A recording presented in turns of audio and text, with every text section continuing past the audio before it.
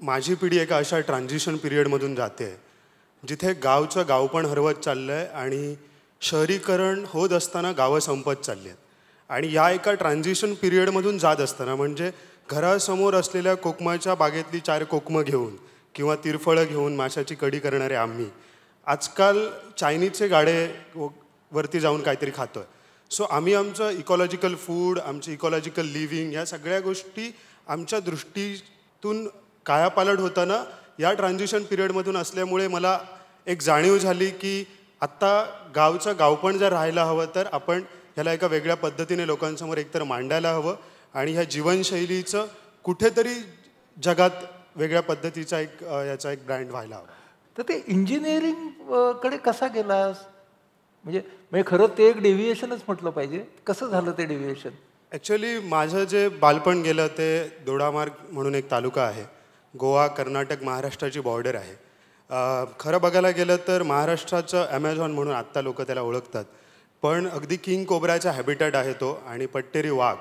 पण आम्हाला कधी आयुष्यात हे प्राणी दिसले नाही कारण आम्ही त्यांच्यासाठी राखणदारांच्या देवयाऱ्या शिल्लक ठेवल्या आणि त्यांचा हॅबिटॅट सोडून आमची एक वस्ती तिकडे लोकांनी निर्माण केली आणि इतकं छान जीवन आम्ही लहानपणापासून बघितलं, जगत होतो.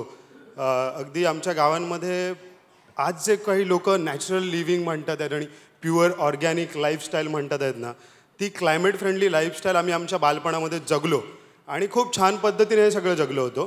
पण काय होतं ना की गावात राहून ना लोकांना ज्यावेळेस हे ॲडव्हर्टिजमेंट आणि मार्केटिंग आणि या सगळ्या गोष्टी गावापर्यंत पोचायला लागल्या की तुम्ही जे जगताय ते मागासलेपणा आहे, तुम्ही जे जगताय ते गरिबी आहे आणि जगात काहीतरी वेगळं जगणं आहे आणि ते जगणं कुठेतरी त्याच्यासाठी पैसा लागतो आणि ते विकत घ्यायला हवं. ही रेस गावात माझ्या बालपणातच तयार झाली आणि त्यातून असं झालं की मग करिअरचे ऑप्शन्स काय असतात. खरं तर आज तो वेगळा पर्स्पेक्टिव्ह आला आहे की आपलं जगणंच वेगळं होतं. आपण किंग फिशर होतो, आपण कावळ्यांच्या स्पर्धेत जायचं नव्हतं हे आज कळतं आहे. पण अशी एक त्यावेळेस ग्रामीण भागामध्ये सुद्धा ती एक वेव होती की करिअर आणि या सगळ्या गोष्टी. तर त्यावेळेस मी गावात राहिल्यामुळे ना लोकांची स्मरणशक्ती म्हणजे गावातल्या लोकांचं ऑब्झर्वेशन स्किल्स, त्यांची स्मरणशक्ती, त्यांच्या ह्या सगळ्या नॅचरल गुण त्यांच्यामध्ये असतात. त्यामुळे जर इंजिनिअरिंग हा जरी त्याने निवडला ना तरी तो त्याच्यात टॉप करणार. तर असं माझं थोडंसं झालं. मी 12वीत माझ्या जिल्ह्यातला त्यावेळेचा CETचा टॉपर होतो आणि त्याच्यानंतर मग इंजिनिअरिंग फील्ड निवडलं आणि नंतर मग मी ॲक्च्युअल बाहेर पडलो म्हणजे कोकणातून. मग बाहेरचं जग बघितलं. इंजिनिअरिंगला असताना असं नाही की इंजिनिअरिंग शिक्षण घेतलं म्हणून काही त्याचा उपयोग नाही झाला, पण एक बाहेरचं जग, तिथली दुनिया, तिथली माणसं, टेक्निकल अप्रोच काय असतो, या सगळ्या गोष्टी खूप जवळून बघितल्या. आणि इंजिनियर झाल्या तू नोकरी केलीस का परत आलास? काय झालं? नाही, इंजिनिअरिंग झाल्याच्या नंतर मी नोकरी केली, अप्रेंटिसशिप पण केली महाजनरेशन चिपळूणमध्ये, पोफळी म्हणून एक एरिया आहे तिकडे. आणि त्याच्यानंतर मी आम्हाला खूप गोवा जवळ आहे. म्हणजे मी अगदी लोक गोवा बघायला जातात पण आम्ही 31च्या पार्ट्यांमध्ये नसणारे गोवेकर आहोत. जे मी माझ्यापासून पणजी म्हणजे आमच्या सगळ्या नद्यांचं पाणी गोव्याला जातं, फ्रेश वॉटर. तर मी पणजीपासून 50 किलोमीटरवरच राहतो. तर तिथे जवळ म्हणजे मला इंजिनिअरिंग नंतर असं झालेलं की कोकण सोडून कुठे जॉबही करणार नाही अशा अवस्थेत होतो मी. अच्छा, मी तुला आता तेच विचारणार होतो कारण बरीच मंडळी खऱ्या कॅलिफोर्नियाला जातात. तर तू तिथे गेला नाहीस परदेशात? नाही. आणि मग तिथे एक इंडस्ट्रियल एरिया आहे गोव्याचा, तिथे मी वेगवेगळ्या कंपन्यांमध्ये 2 वर्ष जॉब केले. आणि मग काय झालं? इंजिनिअरिंग नंतर जॉब स्वीकारला, जॉब करत होतो. पण त्याच्या आधीच ही प्रोसेस सुरू झाली होती. एक मनामध्ये एक वेगळ्या प्रकारचं वादळ निर्माण झालं होतं. इंजिनिअरिंगसाठी मी होतो 4 वर्ष मराठवाड्यामध्ये आणि मराठवाड्याचा दुष्काळ मी 2012 ते 16 मध्ये खूप जवळून बघितला. दुष्काळ हा मानवनिर्मित आहे असं माझं म्हणणं आहे. नद्यांवरती धरणं बांधून कमर्शियल फार्मिंग काय असतं, इंडस्ट्रीयल फार्मिंग लेवलला जे काही चालतं आहे आणि त्यातून जी गरिबी दिसते आहे ही मानवनिर्मित गरिबी आहे. आणि मी जे बघत होतो की कोकणाला नेहमी आपण 18 विश्व दारिद्र्य आणि मनी ऑर्डरचे पैसे, पण मला असं कधीच मी कोकणात राहून मला जाणवलं नाही. 6 ऋतूंचे 6 सोहळे जगणारे आणि हॉर्नबिल सारख्या पक्षाच्या आवाजाने ज्यांची पहाट होते असे स्वर्गात राहणारी माणसं, असं मी कोकणाचं नेहमीच जीवन बघितलं होतं. तर त्यामुळे हा पर्स्पेक्टिव्ह कुठेतरी मला मिळाला, लाईफकडे बघण्याचा एक दृष्टिकोन मिळाला, ज्याला आज मी इकॉनॉमिक्स ऑफ हॅपीनेस म्हणतो, आनंदाचं अर्थकारण म्हणतो. आणि हे खूप वेगळं आहे. प्रत्येक गोष्टीला GDPमध्ये बघता येणार नाही, नाहीतर मग जे काजू काजू म्हणून कोकणासाठी आज आपण जाऊन प्रमोट करतोय, त्या काजूसाठी दोडामार्गचं 1800 एकर जंगल रेन फॉरेस्ट तुटतं आहे, ह्याचा इकॉलॉजिकल पर्स्पेक्टिव्ह आपल्यामध्ये नाही आहे कदाचित. सो अशा बऱ्याचशा गोष्टी आहेत की ज्या बाहेर गेल्याच्या नंतर कळतात. आणि इंजिनिअरिंग आणि ओव्हरऑल मी इंजिनिअरिंगला असताना मुंबईही बघितली, पुणे बघितलं, विरार चर्चगेटच्या फास्ट लोकलसाठी धावणारी माणसं बघितली आणि स्लो शुशेगाट ढेंगावरती करून आंबे खाणारी माणसं मी बघितली. त्याच्यामुळे मला तो एक पर्स्पेक्टिव्ह मिळाला. तेव्हा ही कोकणची करामत तू पाहायला लागलास, बरोबर? आणि मग तुझ्यातला रान माणूस जागा झाला का रे? खरं तर ह्याला जे आपण स्लो लिव्हिंग म्हणालो, दिस इज ॲक्च्युअली काळाशी सुसंगत जगणं आहे. Living accordance with the natural flow of life. म्हणजे माणसाच्या विकासाचा वेग हा झाडांच्या विकासापेक्षा ही प्रचंड गतीने वाढलाय म्हणून झाडं तुटत चालली आहेत. विकासाचा वेग काय असतो आणि आपण म्हणतो की आम्ही काळावरती मात करतोय, तर मला असं वाटतं की 450 कोटी वर्षांपूर्वी पृथ्वीचं निर्मिती झाली, त्याच्यानंतर अनेक काळ गेले, अनेक काळ लोटले. पृथ्वीवरती आजचं जे स्टेबल क्लायमेट आहे याच्यामध्येच माणूस जगू शकतो. 2 डिग्री टेम्परेचर वाढ झाल्याच्या नंतर माणूस जगू नाही शकत. त्याच्यामुळे काळाशी सुसंगत जगणं हेच आहे आणि हेच जगणं मी माझ्या गावातल्या लोकांकडून, तिथल्या साध्या माणसांकडून शिकलो. त्याला फक्त वेगळी ओळख नव्हती, त्याला लोक फक्त एक ग्रामीण गरिबी म्हणत होते, पण त्याला एक इकॉलॉजिकल लिव्हिंग म्हणून जो आपण आज म्हणतो आहोत, हा सगळा आजच्या, मी जसं म्हणालो की आज आपण एका स्थित्यंतराच्या अवस्थेत आहोत आणि त्यावेळेस असं सूचक जगणं आहे ते लोकांसमोर मांडणं खूप गरजेचं आहे. म्हणून मग तू रान माणूस हे नाव घेतलंस. रान माणूस या नावाची अशी स्टोरी आहे की माझ्यासारखी माणसं गावातली जेव्हा शहरांमध्ये येतात ना, त्यावेळेस एक प्रकारची एक न्यूनगंड असतो. आम्ही जेव्हा मॉल्समध्ये फिरतो, जेव्हा इथला झगमगाट बघतो आणि ह्या सगळ्या गोष्टी आपल्या नाहीत असं कुठेतरी वाटतं, हे कोणी उभं केलं. पण ज्यावेळेस मी ही रापण बघतो, ज्यावेळेस मी माझ्या गावामध्ये रानावनामध्ये फिरतो, तर त्यातही एक रुरल सायन्स आहे. म्हणजे तुम्हाला माहिती आहे की हे जे आपण नांगर म्हणतो ना, आपल्याला वाटतं इझी आहे, पण ह्या नांगराला एक इशाड असतं. त्या इशाडाला ना एक नॅचरल कर असतो आणि त्याच्यासाठी भेडले माडाचंच लाकूड लागतं. कारण भेडले माडाला जो सरळ वाढतो पण त्याला एक नॅचरल कर असतो आणि त्या भेडले माडाचंच लाकूड का, तर नांगर हा सतत कोकणात पाऊस असतो, त्यामुळे तो सतत भिजत असतो आणि ते एक वॉटरप्रूफ लाकूड आहे, त्याच्यामध्ये एक तेलाचा अंश आहे, तो एक माड प्रजातीतला असल्यामुळे. तर अशा कितीतरी गोष्टी आहेत, रुरल सायन्स आहे, टेक्नॉलॉजी आहे आणि this is one of the best climate friendly, environmental friendly technology आहे. आणि इथे ज्यावेळेस शहरांमध्ये येतो त्यावेळेस एक जो विकास दिसतो त्यात आम्ही कुठेतरी मागासलेपणाचा वाटतो. त्यामुळे मला असं नेहमी वाटायचं की आमचं म्हणून स्वतःच्या जगण्याला काहीतरी एक ओळख असावी. रान माणूस म्हणून माझ्या गावातल्या लोकांना जेव्हा शहरात येतील त्यावेळेस त्यांचं हे जगणं, म्हणजे आज आपण म्हणतोय मुंबई उभी आहे, पण ती आग्र्या कोळ्यांचीच होती. आज लोक जाऊन गोव्यात जे फिरतात ती गावडे आणि कुणबी समाजाची मुंबई गोवा होता. सो ती माणसं आज आहेत कुठे, त्या माणसांचं जगणं आज आहे कुठे, किंवा त्या माणसांच्या जगण्याला मांडणारी व्यवस्था आहे कुठे. तर म्हणून एक असं वाटतं की ह्या जगण्यातूनच आपण आपली ओळख सांगावी, ना की काहीतरी त्या झगमगाटात कुठेतरी स्वतःला हरवून जाऊ. म्हणजे रान माणूस हे तुझं वैयक्तिक नाव नसून ते एका जीवनशैलीचं नाव आहे. अगदी. वा वा, क्या बात. मग आता मी तुला रान माणूस ह्या जमातीचा प्रतिनिधी म्हणून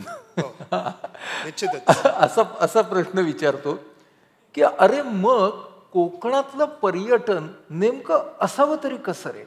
कोकणातलं पर्यटन जेव्हा मी म्हणतो तेव्हा आधी कोकणातलं जगणं आधी लोकांनी समजून घेणं खूप गरजेचं आहे. ज्यावेळेस पर्यटनामुळे एखाद्या ठिकाणची जर जीवनशैली संपत असेल तर त्या ठिकाणचं पर्यटन फार काळ शाश्वत राहू शकत नाही. म्हणजे 10 वर्षांपूर्वी लोक कळंगूट बागा फिरायला यायचे, आज तीच लोक बागाकडे पाठ फिरवतात आणि साऊथ गोव्याच्या काणकोण बीचवरती जातात. ह्याचं कारण नॉर्थ गोव्याला खरं तर एक कल्चर होतं. नॉर्थ गोव्यामध्ये रापण नावाची मासेमारी चालायची आणि हिप्पी लोक हे सगळं बघायला यायचे, फॉरेनर्स, की कशी लोक जगतात, ती कशी रापण ओढतात, ती मासे कसे पकडतात, भात शेती, वांगण कसं करतात. खाजण म्हणून वेटलँड्स असतात, तिथे एक ॲक्वाकल्चर असतं, परत वांगणी शेती असते, त्याच्यावरती लोक सॉल्ट म्हणजे मिठागरही असतात. एक अशी छान संस्कृती असते आणि तीच जर संपली, मातीची घरच जर संपली, तर उद्या कोकण बघायला कोण येणार आहे ना. म्हणजे तेच तर कोकण आहे. कोकण एक जगणं आहे, फक्त निसर्ग नाही आहे. म्हणजे ॲमेझॉन जर फॉरेस्ट आहे ना, तर ॲमेझॉनच्या फॉरेस्टमध्ये तुम्हाला फक्त झाडं, बायोडायव्हर्सिटी आणि ट्रायबल्स दिसतील, पण एक संस्कृती घेऊन जगणारं कोकण तिथे मला दिसत नाही. तर ते कोकण सह्याद्रीमध्ये आहे आणि तो बायोडायव्हर्सिटी हॉटस्पॉटमध्ये राहणारी माणसं सगळं कसं इकॉलॉजिकली स्वतःला जुळवून घेऊन जगतात आणि हे जगणं जर संपलं तर पर्यटनाला अर्थ नाही. म्हणून मला असं वाटतं की डोळस पर्यटन किंवा ह्या दृष्टीने लोकांनी बघायला पाहिजे असं पर्यटन व्हायला पाहिजे. तर त्याच्यासाठी आधी तिथली जीवनशैली टिकणं गरजेचं आहे. ती पर्यटनातून अजिबात टिकणार नाही. कारण पर्यटन म्हणजे लक्झरी आहे. म्हणजे मालवणातली लोक स्कुबा आणि वॉटर स्पोर्ट्स करायला लागल्यापासून मासेमारी सोडून दिली. म्हणजे स्कुबा हे काही मालवणची जीवनशैली नाही आहे ना. आणि आत्ता लोक 200 रुपयाला स्कुबा करायला जातात, जो की 5,000ला अंदमानमध्ये होतं. म्हणून काही मालवणची काही वेगळी पर्यटनाची ग्रोथ झालेली नाही आहे. फक्त क्राऊड वाढतोय आणि कचरा वाढतोय आणि एक इकॉलॉजिकल त्या दडपण येतं आहे त्या भागावरती. सो मला असं वाटतं की ह्या अशा पद्धतीचं पर्यटन फार काळ टिकणारं नसतं, ते फार काळ सस्टेनेबल नसतं. खरं तर जीवनशैली सस्टेनेबल राहायला हवी. पर्यटन कॅनॉट बी शाश्वत. क्या बात. मातीचं घर हा कॉन्सेप्ट कसा काय आला? आत्ता झालं आहे असं की कोकणात तुम्ही जर आता आला तर कॉन्क्रिटीकरण खूप वाढत चाललं आहे. जो तो आपापली घरं पाडतोय आणि कॉन्क्रीटची जंगलं उभी राहतात आहेत. एकीकडे पर्यटन वाढतं आहे, लोक कोकण बघायलाही येतात आहेत, पण दुसरीकडे घरंही संपतात आहेत. घरांसोबत जीवनशैली संपते आहे. आणि मला असं वाटतं की मातीची घरं जी आहेत, जे आमच्या पूर्वजांनी बांधली, त्याच्यामध्ये राहण्याची एक वेगळी मजा आहे. त्याला एक सायंटिफिक अप्रोचसुद्धा आहे. म्हणजे एक मॉडेल IIT बॉम्बेमध्ये आमच्या वेंगुर्ल्यातले एक परब म्हणून आहेत, त्यांनी प्रेझेंट केलं होतं की कोकणातल्या मातीच्या घरांचं जे स्ट्रक्चर आहे ते जर आपण बघितलं तर ती मातीच्या भिंतींवरती त्याचा लोड नसतो, तर त्याला मध्ये मध्ये लाकडी बीम्स असतात आणि त्याच्यावरती अख्खा तो लोड असतो. त्यामुळे भिंती जरी म्हणजे भूकंपापासून पण त्याचं प्रोटेक्शन आहे की जर काही अशा हालचाली झाल्या भूगर्भात तर त्याच्यामुळे ते घराच्या भिंती एका बाजूला पडतील आणि अख्खं स्ट्रक्चर त्या बीम्सवरती, लाकडी बीमवरती उभं राहील, असं त्यांनी ते दाखवलं होतं. तर ह्या सगळ्या गोष्टी आपल्याला इतक्या रेअर आहेत आणि त्याच्यामागे एवढ्याच सगळ्या छान छान गोष्टी आहेत. दुसरं असं की आज आपण बघतोय की शिवाजी महाराजांचे किल्ले, गड किल्ले वाचवा अशा मोहिमा चालतात. पण आपल्या पूर्वजांनी सुद्धा 200 वर्ष झाडांची चांगली पाहणी करून ती कुठली झाडं वापरावी याचा अभ्यास करून ते माती कशी तयार केली, ते ह्या सगळ्या गोष्टी बांधल्या. हा सगळा आपला वारसा आहे आणि तो वारसा एकीकडे संपतो आहे आणि पर्यटन वाढतंय. मग ह्या गोष्टी कळल्यानंतर माझं असं झालं की जेव्हा पर्यटन म्हणून लोक येतील त्यावेळेस आपण हीच जुनी घरं आपण लोकांना राहायला फार्मस्टे म्हणून विकसित करू शकतो आणि त्यातून एका माणसाचं, एका शेतकऱ्याची जीवनशैली आपण प्रेझेंट करू शकतो एक सस्टेनेबल लाईव्हलीहूड म्हणून, जे की कोणी रिव्हर्स मायग्रेशन करून सस्टेनेबल लिव्हिंग नाही करू शकत. त्याच्यासाठी तिथल्या जगण्याचा फार काळ अभ्यास करून त्याच्याशी मिळतं जुळतं करायला लागतं. तर ह्या सगळ्या गोष्टी लक्षात आल्या आणि म्हणून मी काही मातीची घरं फक्त वाचत नाही आहेत त्याच्यातून, तर घरांबरोबर एक जीवनशैली वाचते आहे, एका कुटुंबाचं पोट भरतं आहे आणि मग जे आपण म्हणतो आर्थिक विकास किंवा या गोष्टी, तर त्यातूनही त्याला हातभार लागतोय. आता हे सगळं तू करायला घेतलंस, नवीन अर्थ द्यायचा किंवा जीवनशैलीशी सुसंगत असं पर्यटन आपल्याला प्रमोट करायचं, ते तू सोशल मीडियाच्या द्वारे खूप प्रभावीपणे करतोयस. तर सोशल मीडियाकडे तू आधी कसा पाहत होतास आणि आत्ता कसा पाहतोस? खरं तर सोशल मीडियाची या सगळ्या कामांमध्ये खूप हेल्प झाली. पण सोशल मीडिया खूप प्रकारचा आहे. सोशल मीडियावरती तुम्हाला मिलियन्स व्ह्यूज मिळवण्यासाठी केला जाणारा सोशल मीडिया आणि चांगली 10 माणसांनी तुमचा एक चांगल्या विचार घेण्यासाठी म्हणून किंवा एका चांगल्या पद्धतीने तुम्ही एक त्याचे गुडविल मिळवण्यासाठी वापरलेला सोशल मीडिया, असा मी त्याचा वापर करायला सुरुवात केली. आज आपण बघतोय की सोशल मीडियावरती खूप वेगवेगळ्या प्रकारचा कंटेंट आहे, पण बराचसा कंटेंट हा कुठेतरी लोकांचा टाईमपास करण्यासाठी, लोकांचा वेळ घालवण्यासाठी, स्क्रोलिंगमधून लोकांना फक्त एक ते व्हिज्युअल्स देऊन त्यांचं डोपामाइन रिलीज करून त्यांना फक्त आणि फक्त तो एक क्षणिक आनंद देण्यासाठी आहे. पण मला असं वाटतं यात आम्ही आमचं मत मांडायचं कुठे, आणि मग त्याचा वापर करण्यासाठी आज सोशल मीडियाचा वापर होतोय. पण हा आता कितपत आणि कधीपर्यंत करता येईल सांगता येत नाही, कारण खूपच आता लोकांचा सोशल मीडियातून एक चांगला कंटेंट जो आहे तो हरवत चाललेला आहे. तर ह्यात कुठेतरी माझ्या भाषाशैलीचा, माझ्या एकंदर अभ्यासाचा मी मुद्दे मांडून त्याला हे करण्याचा प्रयत्न करतोय. काही वर्षांपूर्वी असं होतं की लोक यूट्यूब आणि हा कंटेंट अगदी सिरियसली बघायची, पण आज असं झालं आहे की इंस्टाग्रामवर जे रील्स किंवा अगदी लोकांचा अटेन्शन टाईम खूप कमी झालेला आहे. 30 सेकंद 40 सेकंदात लोकांना अगदी जगाचं ज्ञान घ्यायचं असतं आणि ते काही शक्य नाही आहे आणि त्याला लोक सत्य मानून चालतात. सो ॲक्च्युअल लोक जी कम्युनिटी आपण म्हणतो जे विचार मांडायला हवे त्याच्यासाठी अशी व्यासपीठं जी आत्ता इथे वेदच्या माध्यमातून निर्माण होत आहेत ही खरी व्यासपीठं आहेत. पण येस, तर ज्यावेळेस अशी माणसं गावाकडेही येतील त्यावेळेस त्यांना मला त्यांच्याशी कनेक्ट होऊन खूप जास्त बोलता येतं, जे सोशल मीडियावरती पॉसिबलही नसतं. कारण इथे फक्त आणि फक्त तुम्ही कसं प्रमोट करता, म्हणजे विक्री हा विषय आलेला आहे. आता मार्केटिंगसाठी सोशल मीडिया जास्त वापरला जातो. आता तो विचार देण्यासाठी नाही, विचारांचं मार्केटिंग वगैरे असं काहीतरी म्हणू शकतो. हां, पण आपण विचारांचं भान आणि विचारांची जाण देण्यासाठी खरं म्हणजे सोशल मीडिया तू वापरतोयस. हो. आता मला सांग, तू ह्या सगळ्या वेगळ्या वाटेने निघालेला आहेस. तुझं वय किती रे प्रसाद? मी आता 30 वर्ष झाली मला. हो ना. डिसेंबरमध्ये. मग आता असं विचारतात की नाही घरचे माणसं की सेटल कधी होणार? मी सेटलच आहे. म्हणजे मी एक प्रवास अनुभवतोय, मी एक जगणं अनुभवतोय आणि मला असं कुठलंही प्रेशर नाही आहे की मला हे काम करायचं किंवा ते. हे माझे बाय चॉईस मी निवडलेली ही जीवन आहे. आणि मला असं वाटतं की जे काही आत्ता गावात जगतोय ना, हे पुढच्या 20 वर्षांनी जगता येईल की नाही सांगता येत नाही. मे बी आम्ही आज अशा काळात जन्म घेतला आहे ज्यावेळेस खूप जास्त एकदम एक्स्ट्रीम डेव्हलपमेंटचा झोनसुद्धा चालला आहे आणि त्याच्याबरोबर गाव वाचवणं आम्ही म्हणतोय, पण ते कितपत शक्य आहे माहिती नाही. पण आत्ता जगायलाही हवं आहे. आणि ते म्हणजे माझ्या गावामध्ये एक फ्री फ्लोईंग रिव्हर, आम्ही न्हय म्हणतो ते का, न्हय म्हणजे वाहती नदी. तर माझ्या गावामध्ये महाराष्ट्रात खूप कमी नद्या आज वाहत्या राहिलेल्या आहेत, कारण त्यांच्यावरती एकतर डॅम्स झाले आहेत किंवा अनेक प्रकारचे प्रकल्प उभे राहिले आहेत, त्या प्रदूषित झाल्यात. पण माझ्या गावामध्ये एक तेरेखोल नावाची एक वाहती नदी आहे, जी गोव्यात तिचा संगम होतो, केरी या ठिकाणी. तर ही असं वाहत्या नदीसोबतचं जगणं म्हणा, किंवा आज ज्या ठिकाणी आम्ही नाचण्याची भाकरी खातो, परडा पोरसू करतोय, हे जे जगणं आहे हे बेस्ट क्वालिटी फूड आम्ही घेतोय, बेस्ट क्वालिटी ऑक्सिजन आमच्याकडे आहे, रिच लाईफस्टाईल आहे. हे जगणंही तितकंच जगायला हवं. आणि ते जर जगलो तर मला असं वाटतं की पुढच्या पिढीला आपण काहीतरी चांगलं देऊ शकू. घरच्या मंडळींनी तुझ्या या वेगळ्या वाटेला पाठिंबा दिला का? तुला विरोध कुठून कुठून झाला? विरोध म्हणण्यापेक्षा कसं असतं, घरातले ग्रामीण भागातून असल्यामुळे घरातले खरंच साधे असतात. त्यांना आपले काही एवढे विचार आणि या सगळ्या गोष्टी, सस्टेनेबल लिव्हिंग कळत नसतं. बाबा असं आहे मग व्यवस्थित, म्हणजे ते सस्टेनेबल लिव्हिंग जगत असतात, पण त्यांना ते मांडता येत नसतं, असंच एवढं असतं. म्हणजे म्हणून मी जे म्हणालो की खरंच मी रान माणूस नाही आहे. अशी रान माणसं प्रत्येक गावात कोकणामध्ये आहेत, ती जगतात, फक्त ती बोलत नाहीत आणि म्हणून ती दिसत नाहीत. पण त्यांचा आवाज मात्र आज लोकांपर्यंत पोचणं तितकंच गरजेचं आहे. पण आता असं झालं आहे की घरातल्यांना कन्व्हिन्स करायला असं लागलं नाही.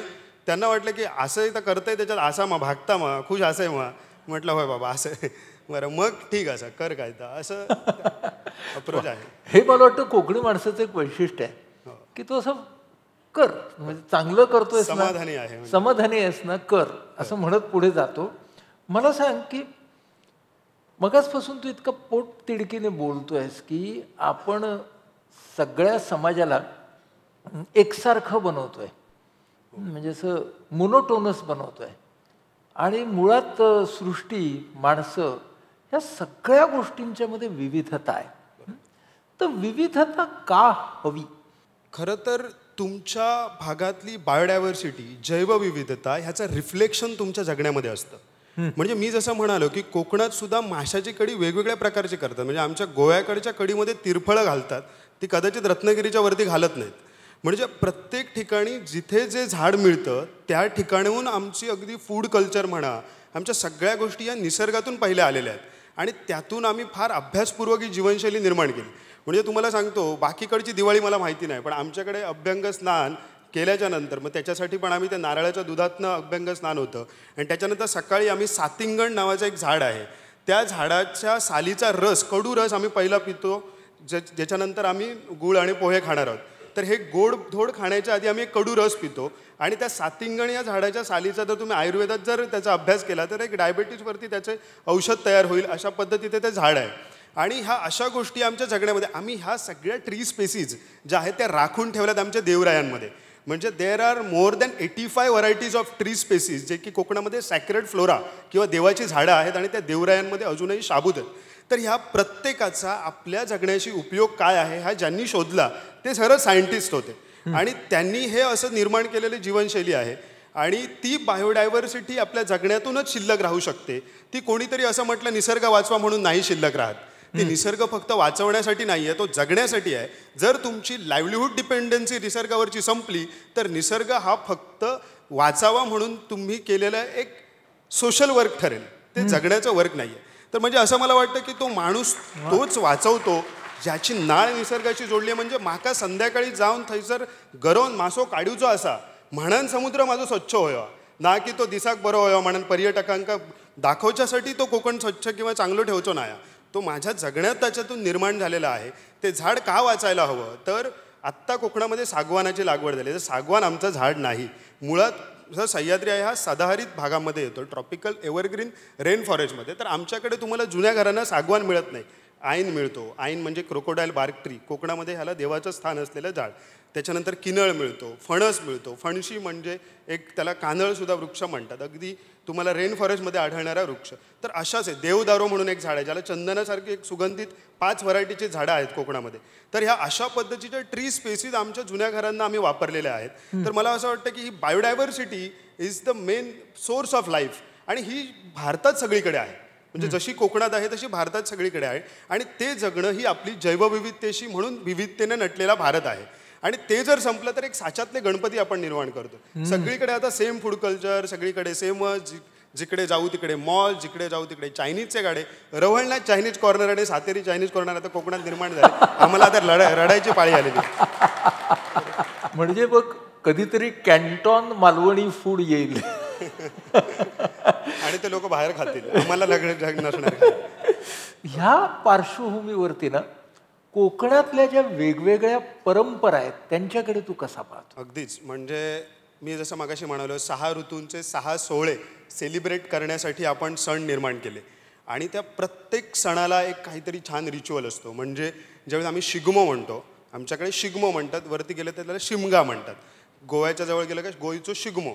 तर त्याच्यात हा गावडा कुणबी इथल्या समाजातली अशा अनेक रिच्युअल्स आहेत. आणि हा शिशिर ऋतू असतो.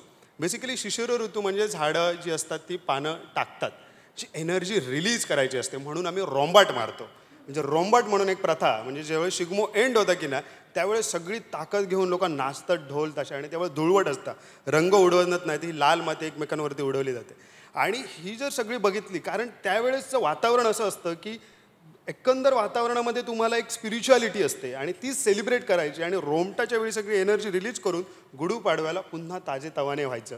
ह्या अशा पद्धतीचे एक रिच्युअल्स आहेत आणि हे आपल्या इंडिजिनस कल्चरमधून आलेले आहेत.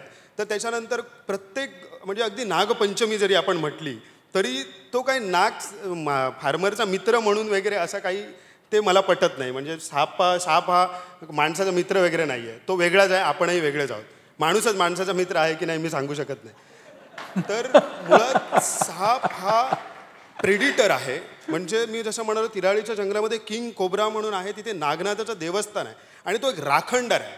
त्याचं इकोसिस्टीममध्ये रोल बघितला किंग कोब्रा तर सगळ्यात टॉप पोझिशनला आहे. त्याच्यामुळे आम्ही त्याला देव मानलेला आहे. दिव्यत्वाची जेथ प्रचिती तेथे कर माझे जुळती, हे अगदी सोपं साधं आहे. आणि त्या किंग कोब्राला आम्ही देव मानतो आणि म्हणून आम्ही त्याला नाग का पुजतो की त्याच्या हॅबिटॅटमध्ये आम्ही राहतो. आमच्या घराच्या जवळ एक झरी असते, त्याला नागझर म्हणतो आम्ही. त्या नागझरीमध्ये केवड्याचं स्वॅम्प जे आहेत, केवडा एक स्वॅम्प व्हरायटी आहे, त्याला फूल येतं. मुंबईमध्ये जी फुलं मिळतात ती केवड्याची नसतात, ती महाशिवरात्रीला फुलतात. बऱ्याच लोकांना वाटतं गणपतीत जो मिळतो तो केवडा असतो. तर हे जे फूल आहे किंवा तो जर आपण स्वॅम्प जर आपण ते बघितले आणि तशा पद्धतीचं तिराळीच्या खोऱ्यामध्ये एक मिरिस्टिका स्वॅम्पचं एक मोठं जंगल आहे. आणि महाराष्ट्रातलं एकमेव हे पाणथळ जमिनीतलं जंगल आहे. जसं की आपण खारफुटी बघतो, अलिबागच्या आजूबाजूला तुम्हाला मँग्रूव्ज दिसतील, तर हे मँग्रूव्जसारखी अशी फ्रेश वॉटर स्वॅम्प्स आहेत जे माडापेक्षाही उंच जातात आणि त्यांची मुळं माझ्या हाईटच्या वरती म्हणजे 10 फुटावरून मुळं पुन्हा जमिनीकडे येतात आणि त्यांच्यामध्ये पाणी धरून ठेवण्याची प्रचंड क्षमता असते. आणि हे आहे फ्रेश वॉटर वेटलँड. आणि या ठिकाणी बेडूक वर्षभर अवेलेबल असल्यामुळे त्या ठिकाणी नागासारख्या प्रजाती वर्षभर राहतात. आणि त्यांना डिस्टर्ब करू नये. तर का डिस्टर्ब करू नये? तर देव आहे म्हणून नाही, कारण तो राखतोय. काय राखतोय? माझं जगणं राखतोय, कारण तिथून मला नॅचरल फ्रेश वॉटर मिळतंय. सो तो राखणदार आहे माझा. सो अशा पद्धतीच्या ज्या परंपरा आहेत त्या आपल्याला इकॉलॉजीशी जोडून देतात, इंडिजिनस कल्चरशी जोडून देतात. त्या मंदिरांपेक्षाही जास्त देवरायांमध्ये शिल्लक आहेत. तर मला असं वाटतं म्हणजे तुम्ही देवाला माना अगर नका मानू, पण तुम्ही एखाद्या कोकणातल्या देवराईमध्ये जर तुम्ही प्रवेश केल्याच्या नंतर तुम्हाला जी एक वाईब येते, एक जी स्पिरिच्युअल एनर्जी जाणवते, ती त्या ठिकाणी असलेल्या अधिवासामुळे जाणवते. त्या ठिकाणी असलेली एनर्जी म्हणजे तिथे हॉर्नबिल असतो देवराईमध्ये, शेकरू असतं, त्या ठिकाणी काही विशिष्ट म्हणजे एक सर ओरिएंटल ड्वार्फ किंगफिशर म्हणून आहे. अगदी आता वाईल्ड लाईफ फोटोग्राफर पैसे देऊन त्याचे फोटो काढायला कोकणात येतात. आणि म्हणजे एक दुसरा एक ब्लू इयर्ड किंगफिशर म्हणून हे देवराईत आढळणारे काही विशिष्ट स्पेसीज आहेत. आणि हीच सगळी 33 कोटी रूपं मी म्हणेन ती देवतांची. आणि ती सगळी त्या देवराईत असल्यामुळे त्या ठिकाणी एक वेगळी स्पिरिच्युअल एनर्जीची जाणीव होते. तुमचे हात आपोआप जोडले जातील, तुम्ही नतमस्तक व्हाल, कारण तुमचं अस्तित्व तिथे आहे. आणि ते अस्तित्व ह्याच पंचमहाभूतातून आपली निर्मिती झाली आहे हे तुम्हाला कुठेतरी सांगत असतं. क्या बात, क्या बात. माझी प्रसादाशी जवळजवळ खात्री पटली आहे की तुला शक्ती पंचमहाभूतातूनच मिळते. त्याशिवाय इतकी शक्ती आणि ज्या तळमळीनं तू बोलतोयस ती दुसऱ्या कुठून येणार? ती पंचमहाभूतामधूनच येणार. अगदीच. मगाशी तू म्हणालास की हा स्थित्यंतराचा काळ आहे, या 15-20 वर्षानंतर काय घडेल हे मला माहीत नाही, तुलाही माहीत नाही, मलाही माहीत नाही, या ग्रहाचं काय घडेल तेही आपल्याला माहीत नाही. पण जर आपल्याला स्वतःला, परिसराला आणि पर्यायाने आपल्या ग्रहाला जर वाचवायचं असेल तर काय करायला हवं? बरेच जण मला पर्यावरणप्रेमी वगैरे म्हणतात. मी पर्यावरणप्रेमी अजिबात नाही, मी माणूसप्रेमी आहे. आणि मला असं वाटतं की हे सगळं पर्यावरण वाचायला हवं, ते माणसासाठी वाचायला हवं. कारण देवानं जर इतकी चांगली सृष्टी निर्माण केल्यानंतर जर काही बेस्ट निर्माण केलं असेल तर ते 5 सेन्सेस देऊन माणसाला निर्माण केलं ह्या सगळ्याचा आस्वाद घेण्यासाठी. प्रश्न आहे की हा आस्वाद घेता घेता आपण वासनेच्या आहारी चाललो आहे. म्हणजे ही वासना आहे की बघायचं आहे चांगलं, पण ते इन्फिनिटी पूलमधून बघायचं आहे, त्याला निसर्गात राहून नाही बघायचं. सो ह्या सगळ्या गोष्टी ज्या आहेत या डिस्ट्रक्शनमधून निर्माण होत आहेत. आणि मला असं वाटतं की सगळ्यांनी जगायला हवं, सगळ्यांनी छान जगायला हवं. पण त्यातूनही जो आज आपण म्हणतो की अल्टिमेट गोल काय आहे तुमच्या जगण्याचा, शेवटी तुम्हाला काय हवं आहे, तर एक शांत निवांत झोप हवी असते, एक हास्य हवं असतं चेहऱ्यावरती. ह्या सगळ्या गोष्टी अगदी सिम्प्लिसिटीमध्ये पण मिळू शकतात. आणि हेच तर आपल्या संतांनी सांगलं होतं की ठेविले अनंते तैसेची राहावे, चित्ती असू द्यावे समाधान. हे सगळं समाधान म्हणजे अगदी मला असं वाटतं की माझ्याकडे आज जे पर्यटक म्हणून फिरायला येतात ही सगळी माणसं कुठेतरी एका रेसमध्ये अडकलेली असतात आणि पुन्हा एकदा गावाकडे येऊन पिठलं भाकर चुलीवरचं वगैरे खातात. त्याला आम्ही नॅचरल आणि म्हणून त्याच्यावरती एक लेबल चढवतो आणि अगदी आमच्यासारखंच जगतात ते. आमच्यासारख्या जगण्याला कोणीतरी आज क्लायमेट फ्रेंडली, इकॉलॉजिकल, नॅचरल म्हणून कुठेतरी ब्रँड करतोय. तोच आम्हीच प्रयत्न करतो, आम्हीही तेच करतोय, पण ते आम्ही जगतोय सुद्धा. पण मला असं वाटतं की जो पृथ्वी वाचावी वगैरे खूप मोठे विषय आहेत, त्याच्यामध्ये आपला सहभाग किती असेल, पण निदान आपलं गाव वाचावं, आपला परिसर वाचावा. आणि त्याच्यासाठी आपलं काय योगदान आहे. म्हणजे एक छोटीशी गोष्ट आहे की माझ्या गावामध्ये जो आम्ही चूल पेटवतो तर त्या चुलीसाठी आम्ही जे लाकडं वापरतो ते आजूबाजूच्या झाडांची काठ्या ज्या असतात त्या आम्ही वापरतो. तर त्याची गंमत अशी आहे की ह्या ज्या सगळ्या आजूबाजूच्या आपल्या बायोडायव्हर्सिटीमध्ये गोष्टी आहेत त्या जळल्यामुळे काही मोठं कार्बन इमिशन होऊन कोणाला कॅन्सर होत नाही. तर आजी आमची 100 वर्ष चुलीकडे बसून जगली नसती. तर मुळात आधी ह्या सगळ्या गोष्टी ज्या आहेत त्या इकॉलॉजिकलच आहेत. त्यातून आम्ही पाणी तापवतो. पण एक छोटंसं उदाहरण घ्या, आपण जेव्हा हीटर लावून पाणी तापवतो, गिझर लावून पाणी तापवतो, त्यावेळेस आपल्या समोर कुठेही धूर होत नाही. पण त्याच्यासाठी छत्तीसगडमध्ये एक मोठं जंगल कापलं जातं, त्याच्यामध्ये मायनिंग होतं, त्याच्या आतून कोळसा काढला जातो, तो कोळसा जाळून कार्बन इमिशन होतं, औष्णिक ऊर्जा तयार होते. ती औष्णिक ऊर्जा चंद्रपुरात तयार होते आणि तुमच्या घरापर्यंत जनरेशन, ट्रान्समिशन, डिस्ट्रीब्युशनमधून अनेक लॉसेसमधून येते. त्याची इफिशियन्सी 5% पण नसते आणि तुम्ही क्लिक करता, एक बटन दाबता आणि तुमचं पाणी तापतं. त्याच्यासाठी कितीतरी आदिवाशांचं विस्थापन झालं आहे, कितीतरी जंगल तुटलं गेलं आहे आणि कितीतरी लॉसेस झालेले आहेत.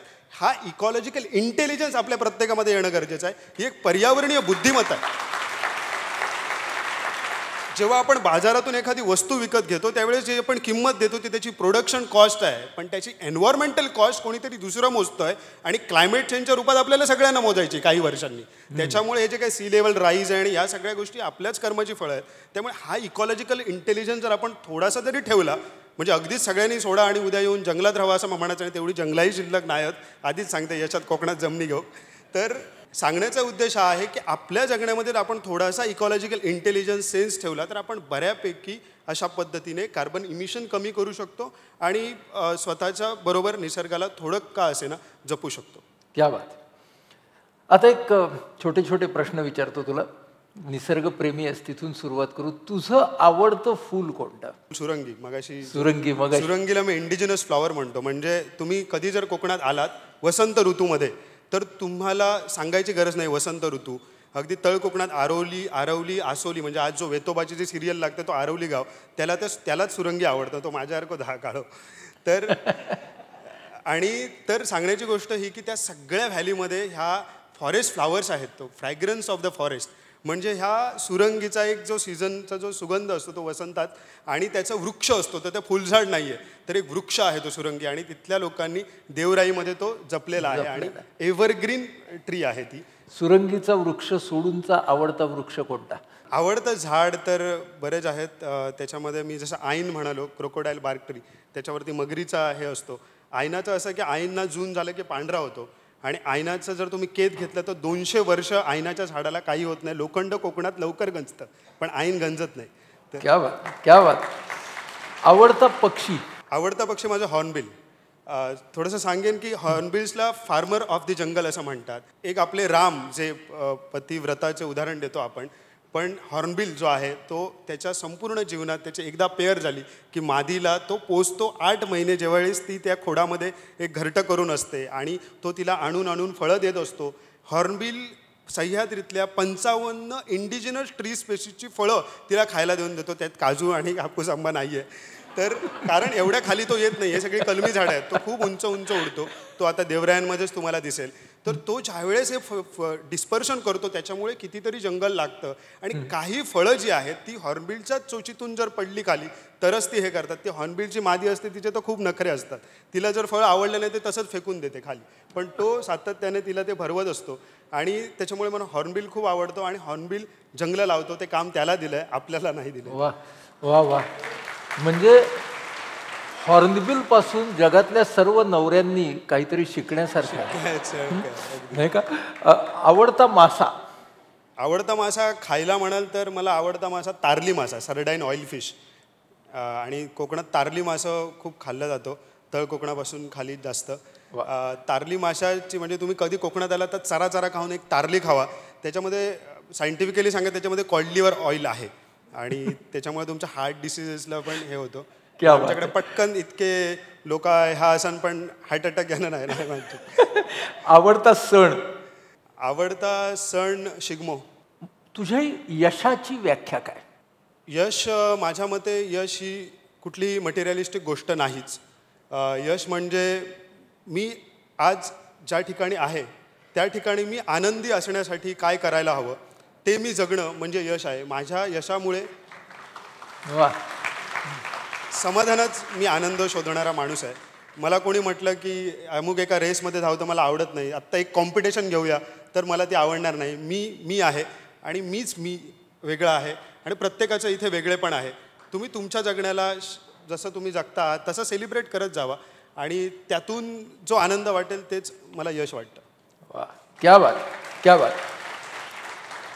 मित्रो मला वाटतं आपल्या या गप्पांचा प्रवास पंचेंद्रिये ते पंचमहाभूते एवढ्या मोठ्या रेंजमध्ये झाला. तू म्हणालास की आनंदाचं अर्थकारण. तर आनंदाचं अर्थकारण हे काय असतं हे आपण प्रसादकडून आत्ता शिकलो की काळावरती मात करताच येणार नाही पण काळाशी सुसंगत वागायला शिकूया. आणि निसर्ग हा आपल्यापेक्षा वेगळा नाही तर निसर्ग हेच जगणं आहे आणि म्हणून आपण निसर्गाचा भाग आहोत. आपण ते विसरतो, निसर्गाला स्वतःपासून तोडून टाकतो. तर आतला निसर्ग जागा करा म्हणजे बाहेरच्या निसर्गाबरोबर तुमची नाळ जमेल आणि बाहेरचा निसर्ग हा या पंचेंद्रियांच्याकडून आपल्या आतमध्ये जाईल असं तो आपल्याला सांगतोय. जगणं म्हणजे जुळवणं आहे, जगणं म्हणजे तोडणं नाही. आणि आपल्याला जुळवायचं आहे ते स्वतःबरोबर, निसर्गाबरोबर, माणसांबरोबर. या सगळ्या परंपरांबरोबर त्या ऋतूंबरोबर सुद्धा, आणि तरच आपण त्या निसर्गाची भाषा शिकायला लागू. खरं म्हणजे आपण निसर्गाची भाषा घेऊनच जन्माला आलो, पण दुर्दैवाने वाटेवरती ती निसर्गाची भाषा विसरून गेलो. तर ती आपण सगळे जगूया. हे सगळे ऋतू आणि त्याच्यातून येणाऱ्या परंपरा आपल्याला आठवण करून देत आहेत की आपण सगळेजण एका अव्याहत चक्राचा भाग आहोत. जिथे शिशिर येणार तिथेही ऊर्जा आहे, आणि नंतर वसंत फुलणार तिथे सुद्धा ऊर्जा आहे. या ऊर्जेचं वेगळेपण आणि त्या सगळ्या ऊर्जेमधली एकात्मता आपण लक्षात घेऊया, आणि ती आपल्या लक्षात आली तर RACE रेस कडून आपण REST रेस्ट कडे हळूहळू जायला लागू.